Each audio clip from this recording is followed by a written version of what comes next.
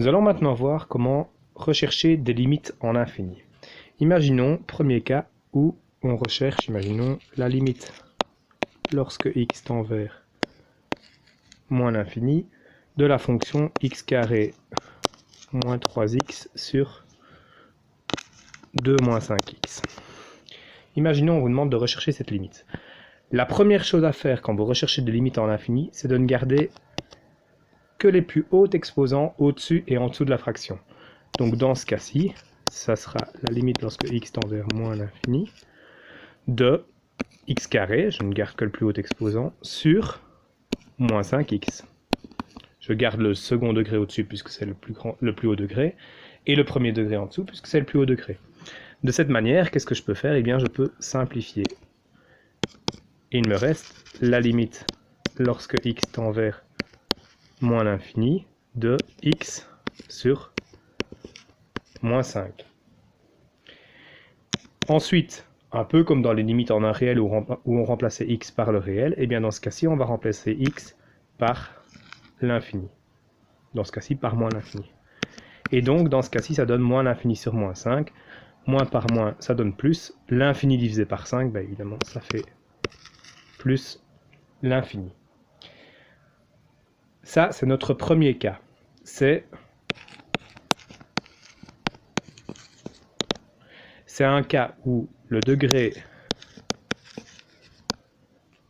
du numérateur est plus grand que le degré du dénominateur. Dans ce cas-ci, une limite en infini donnera toujours une limite en infini. Imaginons maintenant un deuxième exemple. Si l'on recherche la limite lorsque x tend vers moins l'infini de la fonction 3x plus 1 sur 5 moins 2x. Même fonctionnement qu'avant, chaque fois que vous avez une limite en infini, qu'est-ce qu'on fait? On ne garde que le plus haut exposant au-dessus et en dessous de la limite. Et donc dans ce cas-ci, limite lorsque x tend vers moins l'infini de 3x sur moins 2x. Les x de nouveau se simplifient. Il nous reste limite lorsque x tend vers moins l'infini de, en fait, moins 3 demi. Parce que je vais faire passer le moins au-dessus. Et donc, en fait, ça fait moins 3 demi. Et donc, ici, nous sommes en présence d'un deuxième cas.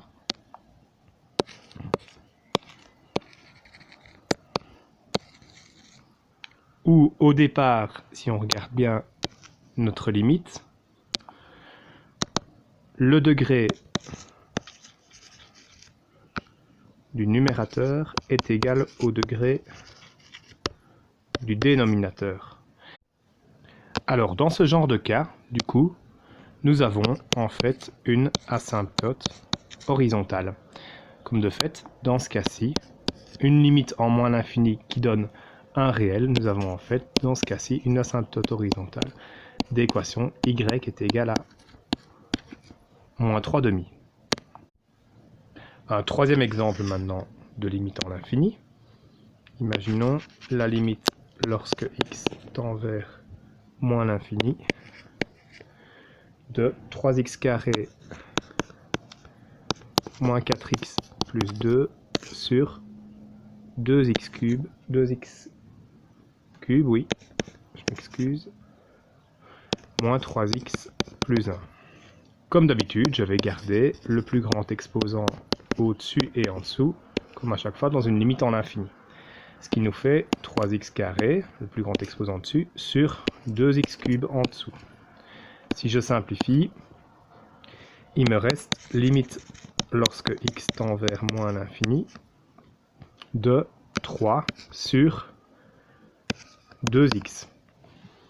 Je vais remplacer mon x par l'infini. Ça fait 2 fois moins l'infini.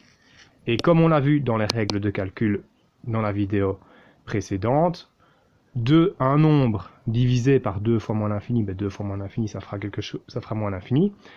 Un nombre divisé par l'infini, en fait, ça fait 0. Puisque si vous divisez un nombre par un très grand nombre, par l'infini, eh bien ça fera 0. Nous sommes donc dans notre troisième cas.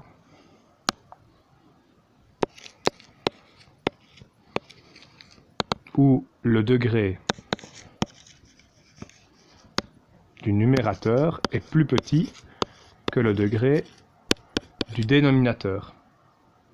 Dans ce cas, vous aurez toujours une asymptote horizontale. Et dans notre cas, d'ailleurs dans tous les cas, elle sera toujours d'équation y est égal à 0. Comme on obtient dans chaque cas, à chaque fois dans ce cas-là, plutôt 0. Voici donc les différents cas de calcul de limite en l'infini. Soit vous avez un degré du numérateur qui est inférieur au degré du dénominateur. Dans ce cas-là, vous avez chaque fois une asymptote horizontale d'équation y est égal à 0, comme on vient de voir. Le deuxième cas, c'est dans le cas où le degré du numérateur est égal au degré du dénominateur. Dans ce cas-là, vous avez aussi une asymptote horizontale, mais d'équation, le nombre que vous trouvez. Dans notre cas, c'était moins 3/2. Et le troisième cas, qui était notre premier cas dans notre cas, le degré du numérateur est plus grand que celui du dénominateur, et vous avez une limite en l'infini qui vous donne l'infini. Vous n'avez pas d'asymptote horizontale.